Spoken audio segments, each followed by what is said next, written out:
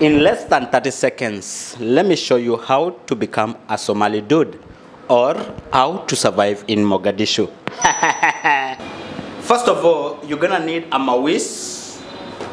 Second, you're gonna need a shal.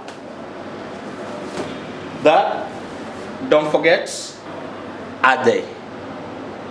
Mifante. Okay, let's start. I want to show you how to wear the mawis. How to wear the mawis. Get it correctly. How to wear the mawis. Get it correctly.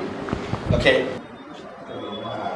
Your mawis, eh? Yes. This is the way you hold your mawis. Yes. Then the second one, you get inside the mawis.